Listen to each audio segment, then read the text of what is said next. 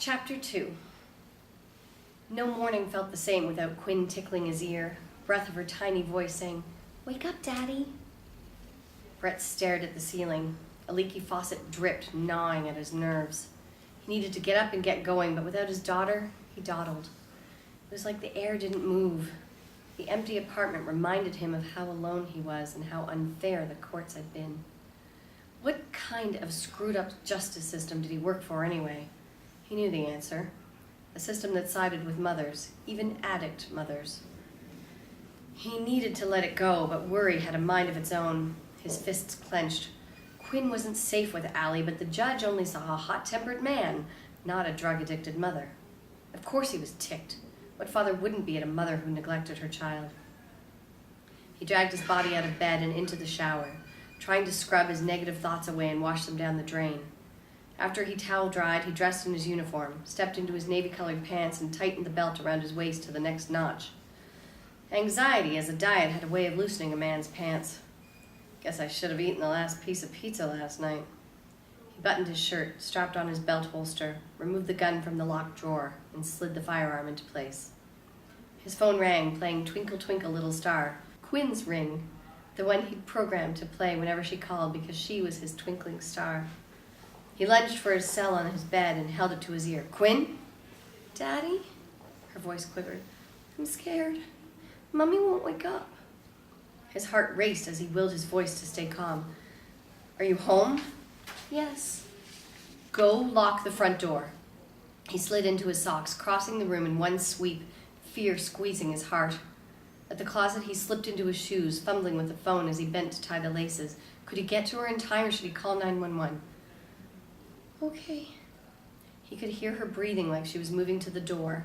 In 3 steps, he dashed across the room to the kitchen and clutched his jacket hanging over the chair. He juggled the phone again as he shoved his arms into the sleeves, first one then the other. "Sit next to Mommy, and I'll be there soon. I'm going to my car now. I'm coming. Everything is going to be okay." But it wouldn't.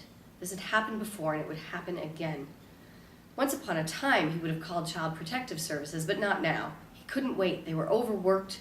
It could take them up to 72 hours to investigate, and he didn't trust anyone but himself. No one cared about Quinn the way he did. He grabbed his keys off the counter and headed out his front door, still holding the phone to his ear. "Is Max with you?" "He's sniffing the garbage. I think he's hungry." "Blast it, Allie. She'd probably forgotten to feed him." Brett climbed in his cruiser and reached for his sunglasses tucked in his visor. He talked to Quinn as he started the car. "You did good calling me. I'm sure Mommy will get up soon, but I'll come and fix you breakfast. Do you have eggs and milk in the fridge?" He envisioned her feet pattering on the tile and thought he heard the refrigerator squeaking open. "Uh-huh." That's a shock. But that was Allie, seemingly together in one way, but not in another. Brett clicked on his flashers, ignoring the speed limit signs, as he sped down Wooster Road. Allie's house was on the other side of the highway, but close. Moments like that made him thankful Hersey Lake was a small town. "I'll be there soon. Don't open the door for anyone except me, okay?" He turned the steering wheel with one hand and held the phone to his ear with the other. "Okay, Daddy." Drivers pulled into the right lane and slowed when they saw him coming. After a few turns and red lights, he shut off his flashers and swung the car into the driveway next to Allie's red Beater, slammed the car into park. On his way to the front door, he scowled as he stomped over cigarette butts littering the concrete, the filters crunching beneath his feet. The lawn needed mowing, and the shrubs had grown spindly and wild. When he'd lived there, he'd never let the house get that run down. The screen door stood ajar, the bottom bent at an angle, not allowing it to close properly. It squeaked in a faint breeze. The landlord had never been good about fixing things. As he fumbled for the right key, he sucked in a deep breath. Keep your temper. He wasn't supposed to be here, but keeping Quinn safe was worth violating the protective order. Besides, Allie had lied. He'd never hit her. Her brother was the one who'd pushed her to lie, and the judge had believed her, not Brett. Max barked on the other side of the door. "Quinn, it's Daddy." He turned the key and pushed open the door. At least Allie hadn't changed the locks.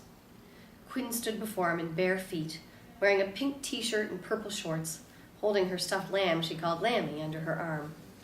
Her dark curls hung over her dirty face, tear streaks leaving a line of clean skin.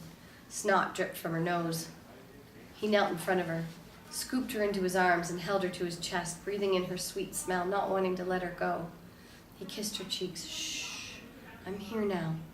Quinn hiccuped like she'd been crying hard. Her arms closed around his neck, almost choking him. Brett's throat grew tight and he squeezed his eyes shut, fighting the rage bubbling inside him. How could Allie ignore her child? Max's tail thumped against the wall. Brett rested Quinn on one leg and nestled the dog's face in his arms, rubbing his ears. Max whined in rhythm to his wagging tail. Where's Mommy? She's on the couch. Quinn pointed to their right. Garbage-filled bags sat on the floor along the wall outside the kitchen, smelling like Max had crap nearby. Brett dodged the trash and stomped into the living room.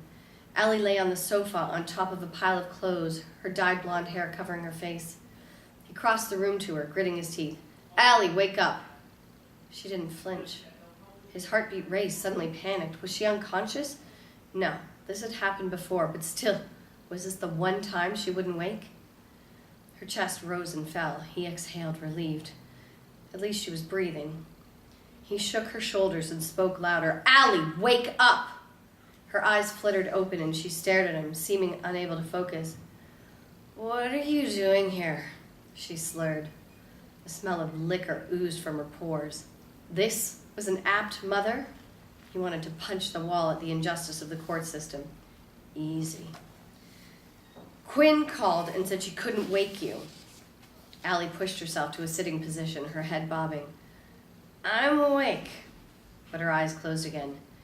Maybe I should take Quinn to daycare on my way to work. Allie snorted. Oh, now you're trying to do me favors? No, I'm trying to keep Quinn safe. Allie folded her arms across her chest, but a few seconds later they fell limp to her sides, her eyes still closed. She can't go there anymore. Brett's heart sank. Why not? She waved her hand. Some stupid rule about being late to pick her up. Allie loved to blame others. Nothing was ever her fault. But he didn't say that now, not in front of Quinn. He turned to his daughter. Go wash your hands and face before I make you breakfast. Quinn nodded, turning toward the bathroom. Brett lowered his voice and spoke to Allie. What are you going to do with Quinn when you go to work? She shrugged. You lost your job again, didn't you? His fury spiked. He waited for her to answer, hoping he could stay calm. When she leaned her head against the sofa, he knew. She wasn't going to answer him. She'd lost her job. He used to pity her, but not anymore. Now, all he wanted was to get custody of Quinn. Maybe now the courts would rule in his favor, and he could prove Allie inept. She had no job and was under the influence of who knew what.